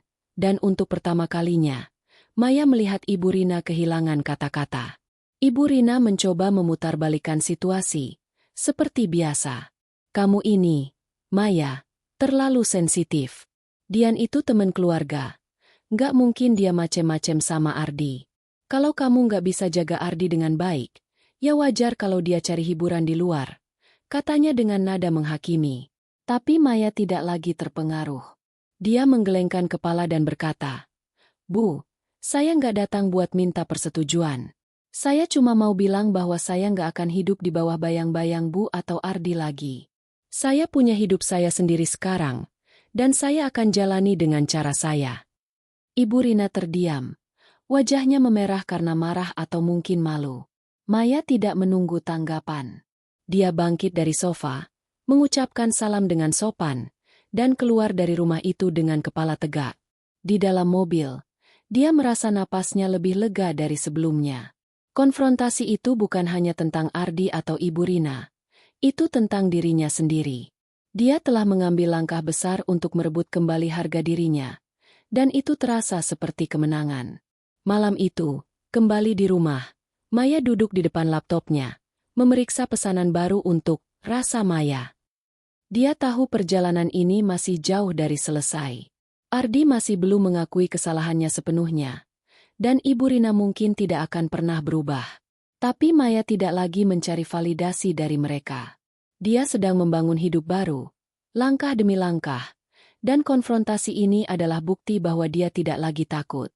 Dengan setiap kue yang dia buat, setiap pesanan yang dia antar, dan setiap keberanian yang dia tunjukkan, Maya semakin mendekati versi dirinya yang kuat, yang tidak akan pernah tumbang, apapun yang terjadi. Konfrontasi besar dengan Ardi dan Ibu Rina telah mengubah sesuatu dalam diri Maya. Untuk pertama kalinya, dia merasa seperti memiliki kendali atas hidupnya, bukan sekadar menjalani hari-hari untuk memenuhi ekspektasi orang lain. Meski rasa sakit akibat pengkhianatan Ardi masih terasa, dan kata-kata pedas Ibu Rina masih bergema di pikirannya, Maya kini memiliki tujuan yang jelas, membangun hidupnya sendiri, dengan caranya sendiri. Usaha kecilnya, Rasa Maya, telah menjadi lebih dari sekadar hobi. Itu adalah simbol kebangkitannya, bukti bahwa dia bisa berdiri tegak meski dunia seolah berbalik melawannya. Pagi itu, Maya bangun dengan semangat baru. Cahaya matahari pagi menyelinap melalui jendela dapur, menerangi meja yang kini penuh dengan peralatan baking, mangkuk adonan, loyang, dan botol-botol kecil berisi ekstrak vanila dan coklat. Dia telah menerima pesanan terbesar sejauh ini. 3 lusin cupcakes untuk acara ulang tahun anak tetangga. Meski hanya pesanan kecil dalam skema besar, bagi Maya, itu adalah langkah besar.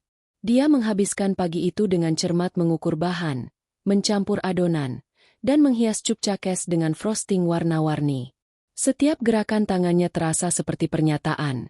Dia sedang menciptakan sesuatu yang berharga, sesuatu yang miliknya. Program pelatihan wirausaha yang Maya ikuti juga mulai membuahkan hasil. Ibu Wulan, instruktur program, telah mengajarkannya cara membuat rencana keuangan sederhana dan strategi pemasaran online. Maya kini rajin memposting foto-foto kue di akun media sosial, Rasa Maya, lengkap dengan deskripsi yang hangat dan pribadi. Dia juga mulai menggunakan aplikasi pengiriman untuk menjangkau pelanggan di luar lingkungan rumahnya. Responsnya melebihi ekspektasi. Dalam 2 minggu, dia mendapatkan pelanggan tetap, termasuk sebuah kafe kecil yang memesan brownies setiap minggu untuk dijual di toko mereka. Kamu punya bakat, Maya. Kue-kue kamu nggak cuma enak, tapi juga punya jiwa, kata pemilik kafe itu saat pertama kali mencoba brownies Maya. Puji syukur itu membuat Maya tersenyum lebar. Hatinya hangat oleh pengakuan yang selama ini dia rindukan. Namun, di rumah, ketegangan dengan Ardi tidak pernah benar-benar mereda. Ardi semakin sering pulang larut, dan ketika dia di rumah, dia tampak semakin kesal dengan kesibukan Maya. Suatu malam, ketika Maya sedang menghitung keuntungan kecil dari pesanan minggu itu, Ardi masuk ke dapur dengan wajah masam. "Kamu kok jadi sibuk banget sama kue-kue ini, Maya? Rumah berantakan, makan malam gak siap, dan kamu cuma fokus sama hobi bodoh ini," katanya dengan nada menghina. Maya menarik napas dalam-dalam, menahan dorongan untuk membalas dengan amarah. Dia tahu Ardi merasa terancam oleh kemandiriannya, tapi dia tidak akan membiarkan kata-katanya menghentikan langkahnya. "Ini bukan cuma hobi, Mas. Ini usahaku, hidupku. Kalau kamu nggak suka, ya sudah, tapi jangan harap aku berhenti," jawab Maya dengan suara yang tegas tapi tenang. Ardi terdiam, seolah tidak tahu bagaimana menanggapi keteguhan Maya. Dia hanya menggelengkan kepala dan pergi ke kamar, meninggalkan Maya dengan perasaan campur aduk antara kemenangan dan kesedihan. Dia tahu pernikahannya sudah berada di ujung tanduk, tapi dia juga tahu bahwa dia tidak lagi bergantung pada Ardi untuk merasa berharga. Di luar rumah, Maya mulai menemukan komunitas yang mendukungnya. Di kelas baking, dia berteman dengan beberapa peserta lain, termasuk Nita, yang kini membantu Maya membuat logo sederhana untuk Rasa Maya. Nita, dengan semangatnya yang ceria, sering mengajak Maya untuk minum kopi setelah kelas, berbagi cerita tentang perjuangan mereka masing-masing. "Kamu tahu, Maya, aku dulu juga merasa nggak punya apa-apa setelah bercerai. Tapi sekarang, aku punya usaha desain kecil-kecilan, dan rasanya bebas," kata Nita suatu sore, matanya berbinar. Cerita Nita memberi Maya inspirasi. Jika Nita bisa bangkit dari kegagalan pernikahannya, kenapa Maya tidak bisa? Maya juga mulai dekat dengan Bu Sari, instruktur kelas baking, yang menjadi semacam mentor baginya.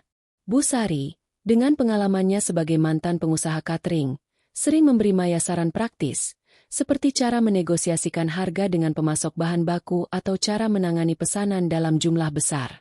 "Kamu harus percaya sama diri sendiri, Maya. Aku lihat semangatmu, dan itu langka. Jangan biarkan siapapun meremehkan apa yang kamu bangun," kata Bu Sari suatu hari, sambil membantu Maya menghias kue tart untuk pesanan spesial. Kata-kata itu seperti bahan bakar bagi Maya, memperkuat tekadnya untuk terus melangkah. Seiring waktu, Maya mulai menabung hasil dari usahanya. Uang itu tidak banyak, tapi cukup untuk memberinya rasa aman yang tidak pernah dia miliki sebelumnya. Dia membuka rekening bank terpisah, sesuatu yang tidak diketahui Ardi, dan mulai menyisihkan sebagian keuntungan untuk modal usaha dan kebutuhan pribadinya. Dia juga mulai memikirkan langkah yang lebih besar, menyewa tempat kecil untuk dijadikan dapur khusus, Rasa Maya, sehingga dia tidak lagi harus bekerja dari dapur rumah yang sempit. Ide itu terasa menakutkan, tapi juga menggairahkan. Untuk pertama kalinya, Maya membayangkan masa depan di mana dia tidak lagi bergantung pada Ardi atau siapapun. Namun, tantangan baru muncul ketika Ibu Rina mendengar tentang kesuksesan kecil Maya. Suatu sore, mertuanya muncul tanpa pemberitahuan, seperti kebiasaannya, dan langsung mengomentari tumpukan kotak kue di ruang tamu. "Maya, ini apa-apaan? Rumah kok jadi kayak toko kue? Kamu pikir Ardi bakal senang lihat rumah berantakan gini?" katanya dengan nada menghakimi. Maya, yang sudah muak dengan celaan Ibu Rina, menjawab dengan tenang, "Bu, ini bukan cuma kue. Ini usaha saya, dan saya bangga sama apa yang saya lakukan. Kalau Bu atau Mas Ardi nggak suka, itu bukan urusan saya lagi." Ibu Rina terkejut dengan ketegasan Maya, tapi seperti biasa, dia mencoba memutarbalikkan situasi. "Kamu ini keras kepala, Maya. Pantas Ardi jadi nggak betah di rumah. Kalau kamu lebih perhatian sama dia, mungkin dia nggak perlu cari hiburan di luar." Kata-kata itu menyakitkan, tapi Maya tidak lagi goyah. Dia menatap Ibu Rina dan berkata, "Bu, saya nggak akan nyalahin diri saya lagi atas pilihan Mas Ardi. Saya punya hidup saya sendiri sekarang, dan saya akan jalani dengan cara saya." Ibu Rina tidak menjawab, hanya menggelengkan kepala dan pergi. Tapi Maya tahu bahwa dia telah menang dalam pertempuran kecil ini. Malam itu, Maya duduk di kamar, menatap buku catatan yang kini penuh dengan rencana untuk Rasa Maya. Dia mulai memikirkan langkah yang lebih berani, perceraian. Ide itu masih menakutkan, bukan karena dia mencintai Ardi, cinta itu sudah lama memudar, tapi karena tekanan sosial yang akan dia hadapi. Dia tahu Ibu Rina akan menyebarkan cerita bahwa Maya adalah istri yang gagal, dan tetangga mungkin akan berbisik di belakangnya. Tapi Maya juga tahu bahwa dia tidak bisa terus hidup dalam pernikahan yang penuh kebohongan dan pengkhianatan. Dia ingin bebas, bukan hanya dari Ardi, tapi dari semua yang telah menahannya selama ini. Dengan bantuan Lia, Nita, dan Busari, Maya mulai merasa seperti bagian dari komunitas yang menghargai dan mendukungnya. Dia tidak lagi merasa sendirian. Setiap pesanan yang dia antar, setiap pujian yang dia terima, dan setiap langkah kecil menuju kemandirian membuatnya semakin yakin bahwa dia berada di jalan yang benar. Maya tahu bahwa perjuangannya belum selesai, tapi dia juga tahu bahwa dia memiliki kekuatan untuk menghadapi apapun yang ada di depannya. Dengan Rasa Maya sebagai fondasinya, Maya sedang membangun hidup baru, hidup yang bukan lagi tentang menyenangkan orang lain, tapi tentang menghormati dirinya sendiri. Ibu Rina terkejut dengan ketegasan Maya, tapi seperti biasa, dia mencoba memutarbalikkan situasi. Kamu ini keras kepala, Maya. Pantas Ardi jadi nggak betah di rumah. Kalau kamu lebih perhatian sama dia, mungkin dia nggak perlu cari hiburan di luar. Kata-kata itu menyakitkan, tapi Maya tidak lagi goyah. Dia menatap Ibu Rina dan berkata, Bu, saya nggak akan nyalahin diri saya lagi atas pilihan Mas Ardi. Saya punya hidup saya sendiri sekarang, dan saya akan jalani dengan cara saya. Ibu Rina tidak menjawab, hanya menggelengkan kepala dan pergi. Tapi Maya tahu bahwa dia telah menang dalam pertempuran kecil ini. Malam itu, Maya duduk di kamar, menatap buku catatan yang kini penuh dengan rencana untuk Rasa Maya. Dia mulai memikirkan langkah yang lebih berani, perceraian. Ide itu masih menakutkan, bukan karena dia mencintai Ardi, cinta itu sudah lama memudar, tapi karena tekanan sosial yang akan dia hadapi. Dia tahu Ibu Rina akan menyebarkan cerita bahwa Maya adalah istri yang gagal, dan tetangga mungkin akan berbisik di belakangnya. Tapi Maya juga tahu bahwa dia tidak bisa terus hidup dalam pernikahan yang penuh kebohongan dan pengkhianatan. Dia ingin bebas, bukan hanya dari Ardi, tapi dari semua yang telah menahannya selama ini. Dengan bantuan Lia, Nita, dan Busari, Maya mulai merasa seperti bagian dari komunitas yang menghargai dan mendukungnya. Dia tidak lagi merasa sendirian. Setiap pesanan yang dia antar, setiap pujian yang dia terima, dan setiap langkah kecil menuju kemandirian membuatnya semakin yakin bahwa dia berada di jalan yang benar. Maya tahu bahwa perjuangannya belum selesai, tapi dia juga tahu bahwa dia memiliki kekuatan untuk menghadapi apapun yang ada di depannya. Dengan Rasa Maya sebagai fondasinya, Maya sedang membangun hidup baru, hidup yang bukan lagi tentang menyenangkan orang lain, tapi tentang menghormati dirinya sendiri. Maya berdiri di tengah dapur kecilnya, yang kini telah bertransformasi menjadi pusat operasi Rasa Maya. Meja dapurnya dipenuhi dengan kotak-kotak kue yang dikemas rapi, siap untuk diantarkan ke pelanggan. Dalam beberapa bulan terakhir, usaha kecilnya telah berkembang pesat. Dari hanya melayani tetangga, kini dia mendapat pesanan dari kafe, acara ulang tahun, bahkan beberapa kantor kecil di sekitar Jakarta. Akun media sosial, Rasa Maya, kini memiliki ribuan pengikut, dan setiap postingan foto kue atau roti buatannya selalu mendapat pujian. Namun, di balik kesuksesan itu, Maya tahu bahwa perjuangannya belum selesai. Konfrontasi besar dengan Ardi dan Ibu Rina telah memberinya keberanian, tapi dia masih harus menghadapi tantangan terbesar, memutuskan masa depan pernikahannya. Pagi itu, Maya menerima telepon dari Busari, instruktur kelas baking yang telah menjadi mentornya. Maya, ada kabar baik. Komunitas kita diundang untuk ikut pameran kuliner lokal akhir pekan ini. Aku pikir ini kesempatan bagus buat Rasa Maya untuk dikenal lebih luas. Mau ikut? Tanya Busari dengan nada antusias. Maya merasa jantungnya berdegup kencang.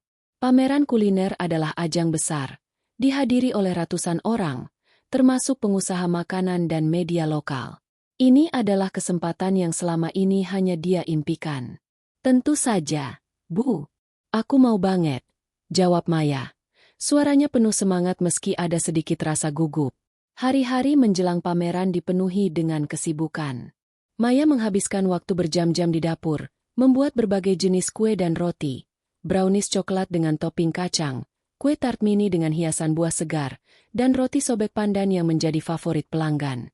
Nita, teman dari kelas baking, membantu membuat spanduk sederhana dengan logo Rasa Maya yang cantik, sementara Lia datang untuk membantu mengemas dan merencanakan strategi pemasaran. Kamu harus ceritain kisah di balik Rasa Maya. Maya, orang suka beli dari bisnis yang punya cerita emosional. Saran Lia sambil menempelkan stiker logo pada kotak-kotak kue. Malam sebelum pameran, Maya hampir tidak bisa tidur. Dia duduk di kamar, menatap tumpukan kotak kue yang sudah siap, dan merenungkan perjalanannya. Dari seorang istri yang merasa tidak berdaya, dikhianati oleh suami dan dihina oleh mertua, dia kini menjadi wanita yang memiliki usaha sendiri, yang dihargai oleh komunitasnya. Tapi di sudut hatinya, dia tahu bahwa keberhasilan ini belum lengkap. Ardi masih menjadi bayang-bayang dalam hidupnya, dan Maya mulai merasa bahwa dia tidak bisa benar-benar bebas sampai dia mengambil keputusan tegas tentang pernikahannya. Pameran kuliner berlangsung di sebuah taman kota yang ramai. Stan, Rasa Maya, dihias dengan sederhana tapi menarik, dengan meja yang dipenuhi kue-kue warna-warni dan spanduk yang menampilkan logo buatan Nita. Maya mengenakan celemek dengan logo Rasa Maya yang dia jahit sendiri, berdiri di belakang stan dengan senyum gugup tapi penuh semangat. Pengunjung mulai berdatangan, dan dalam hitungan jam, stan Maya menjadi salah satu yang paling ramai. Orang-orang memuji rasa kue-kue buatannya, dan beberapa bahkan meminta kartu nama untuk memesan lebih banyak. Yang membuat Maya terkejut adalah ketika seorang wanita dari sebuah media lokal mendekatinya untuk wawancara singkat. Kami dengar, Rasa Maya punya cerita yang inspiratif. Boleh ceritain sedikit tentang perjalananmu? Tanya wartawan itu sambil menyiapkan kamera. Maya ragu sejenak, tapi kemudian dia mengangguk. Dengan suara yang mantap, dia menceritakan bagaimana dia memulai usaha ini dari nol, dari dapur kecilnya, sebagai cara untuk menemukan kembali dirinya sendiri di tengah tantangan pribadi. Dia tidak menyebut detail tentang Ardi atau Ibu Rina, tapi ceritanya tentang perjuangan dan ketahanan menyentuh hati banyak orang di sekitarnya. Ketika wawancara selesai, pengunjung yang mendengar ceritanya memberikan tepuk tangan spontan, membuat Maya tersipu dan hampir menangis. Pameran itu menjadi titik balik bagi Maya. Dia pulang dengan dompet penuh uang tunai dari penjualan dan daftar pesanan baru yang cukup untuk membuatnya sibuk selama sebulan. Tapi yang lebih berharga adalah perasaan bangga yang mengisi dadanya. Dia telah membuktikan, kepada dirinya sendiri dan kepada dunia, bahwa dia mampu bangkit dari rasa sakit dan kekecewaan. Namun, ketika dia kembali ke rumah malam itu, kenyataan pahit menantinya. Ardi, yang tampaknya mendengar tentang kesuksesan Maya di pameran dari seorang tetangga, menyambutnya dengan sikap yang berbeda. Dia duduk di ruang tamu, memandang Maya dengan ekspresi yang sulit dibaca, campuran antara kecemburuan dan rasa bersalah. Jadi, kamu sekarang terkenal ya? Keren banget, Maya, katanya dengan nada yang setengah sinis, setengah memohon. Maya memperhatikan nada suaranya, dan untuk pertama kalinya, dia melihat kerapuhan di balik sikap Ardi. Dia tahu Ardi mencoba mendekatinya kembali, mungkin karena dia merasa terancam oleh kemandirian Maya, atau mungkin karena dia benar-benar menyesal. Aku cuma mau bilang, Maya, mungkin aku salah. Kita bisa coba lagi, kan? Aku janji bakal berubah. Kata-kata itu seharusnya membuat Maya merasa lega, tapi justru sebaliknya. Dia melihat kebohongan di mata Ardi, melihat pria yang masih sama, yang tidak pernah benar-benar mengakui kesalahannya. Maya menarik napas dalam-dalam dan berkata, Mas, aku nggak butuh janji kosong lagi. Aku udah kasih kamu banyak kesempatan, tapi kamu pilih buang itu semua. Sekarang, aku pilih diri aku sendiri. Ardi terdiam. Wajahnya memerah, tapi dia tidak membalas. Dia hanya bangkit dan pergi ke kamar, meninggalkan Maya dengan perasaan bebas yang belum pernah dia rasakan sebelumnya. Keesokan harinya, Maya membuat keputusan besar. Dia akan mengajukan gugatan cerai. Dia menghubungi seorang pengacara yang direkomendasikan oleh Lia, seorang wanita yang dikenal karena menangani kasus perceraian dengan empati dan profesionalisme. Maya tahu keputusan ini tidak akan mudah. Dia akan menghadapi tekanan sosial, bisik-bisik tetangga, dan kemungkinan besar kemarahan Ibu Rina. Tapi dia juga tahu bahwa dia tidak bisa terus hidup dalam pernikahan yang penuh kebohongan. Dia ingin bebas, bukan hanya dari Ardi, tapi dari semua yang telah menahannya selama ini. Sore itu, Ibu Rina menelepon, seolah bisa merasakan bahwa sesuatu telah berubah.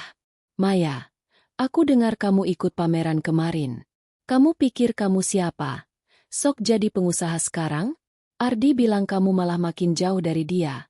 Katanya dengan nada penuh celah. Maya mendengarkan dengan tenang, lalu menjawab. Bu, saya nggak lagi hidup buat nyenangin orang lain. Saya bangun, rasa Maya, buat diri saya sendiri. Dan saya bangga sama apa yang saya capai. Kalau Bu atau Mas Ardi nggak bisa terima itu bukan masalah saya. Untuk pertama kalinya, Maya mendengar Ibu Rina terdiam, dan dia bisa merasakan sedikit penyesalan dalam keheningan itu, meski mertuanya tidak mengakuinya. Malam itu, Maya duduk di depan laptopnya, menulis rencana untuk masa depan, rasa Maya. Dia membayangkan sebuah toko kecil dengan etalase penuh kue, di mana dia bisa menyapa pelanggan dengan senyum dan menceritakan kisah di balik setiap hidangan. Dia juga menulis surat untuk dirinya sendiri, sebuah pengingat akan perjuangannya. Kamu kuat, Maya. Kamu sudah melewati pengkhianatan, celaan, dan keraguan. Sekarang, jalani hidupmu dengan kepala tegak. Dengan setiap kata yang dia tulis, Maya merasa semakin dekat dengan kebebasan sejati.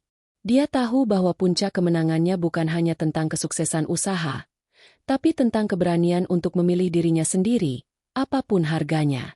Langit pagi di Jakarta terlihat cerah, dengan semburat oranye yang menyelinap di antara gedung-gedung tinggi. Maya berdiri di depan jendela apartemen kecil yang baru saja dia sewa, memandang kota yang terbangun dengan penuh semangat. Apartemen itu sederhana, dengan dinding putih yang masih kosong dan tumpukan kotak kardus yang belum selesai dibongkar.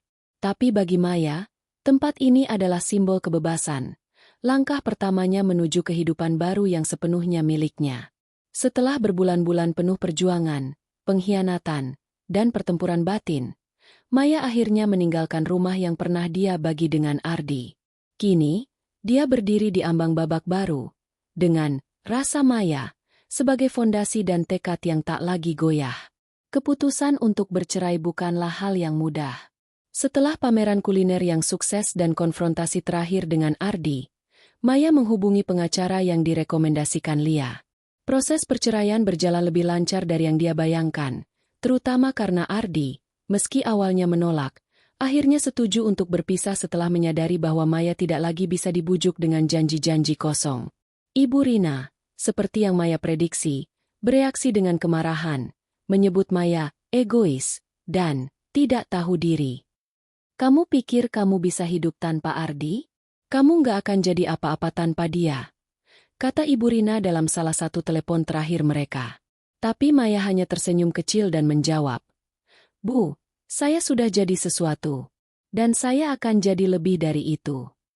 Setelah itu, dia memutuskan untuk memblokir nomor Ibu Rina, sebuah langkah kecil tapi membebaskan.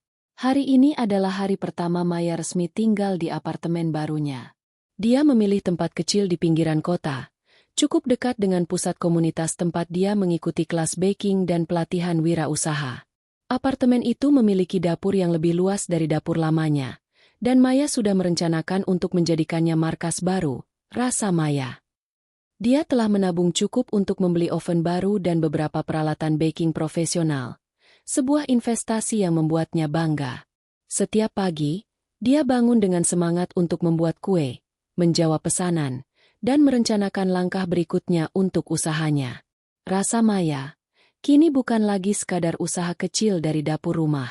Maya telah menjalin kemitraan dengan beberapa kafe lokal dan bahkan mendapat kontrak untuk menyediakan kue untuk acara perusahaan. Media lokal yang mewawancarainya di pameran kuliner lalu menerbitkan artikel tentang perjalanannya, menyebut Rasa Maya sebagai cerita inspirasi tentang ketahanan dan keberanian seorang wanita. Artikel itu membawa lebih banyak pelanggan, dan Maya mulai memikirkan untuk merekrut asisten agar bisa menangani pesanan yang semakin banyak. Nita, teman dari kelas baking, kini bekerja paruh waktu untuk membantu desain kemasan dan strategi pemasaran, sementara Lia sering mampir untuk memberikan dukungan moral dan ide-ide kreatif. Sore itu, Maya mengadakan perayaan kecil di apartemen barunya untuk merayakan langkah baru ini. Dia mengundang Lia, Nita, Busari, dan beberapa teman dari komunitas baking. Meja kecil di ruang tamu dipenuhi dengan kue-kue buatan Maya, tart lemon, brownies karamel, dan roti sobek pandan yang selalu menjadi favorit. Suasana penuh tawa dan kehangatan, sesuatu yang sudah lama tidak Maya rasakan di rumah lamanya. Lia mengangkat gelas berisi jus mangga dan berkata, "Buat Maya, wanita terkuat yang aku kenal. Dari dapur kecil sampai jadi bintang kuliner. Kamu bikin kami semua bangga."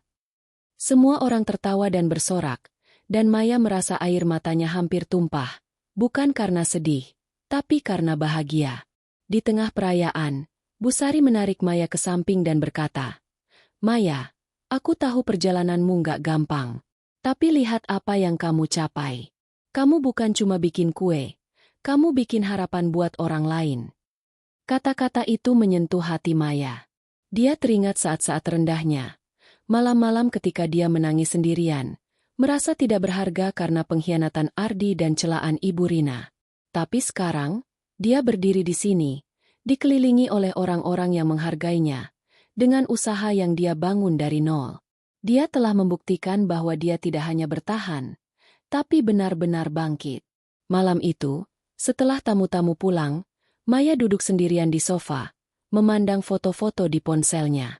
Ada foto dari pameran kuliner, foto kue-kue pertamanya, dan foto dirinya bersama Lia dan Nita, tersenyum lebar. Dia juga menemukan foto lama dirinya dan Ardi, dari masa-masa awal pernikahan mereka.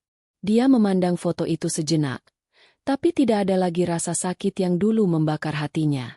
Dia telah melepaskan Ardi, bukan hanya dari hidupnya, tapi juga dari hatinya.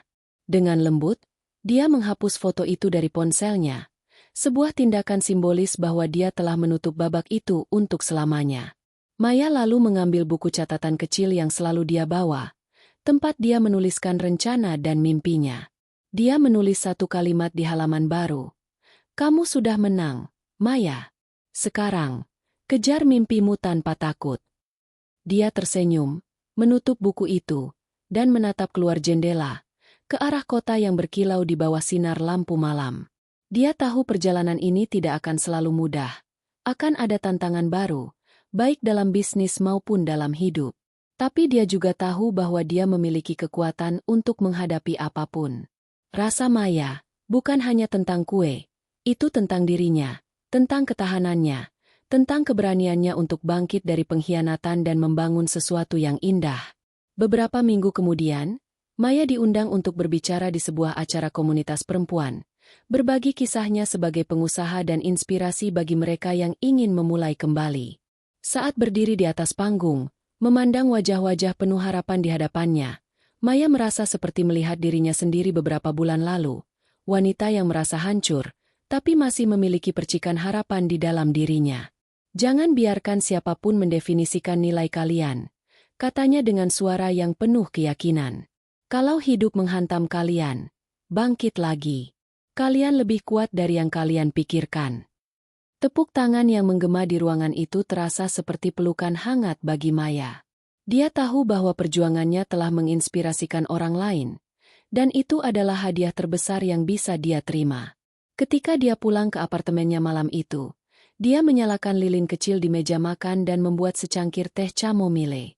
Dia duduk, menikmati keheningan yang damai, dan merenungkan perjalanannya.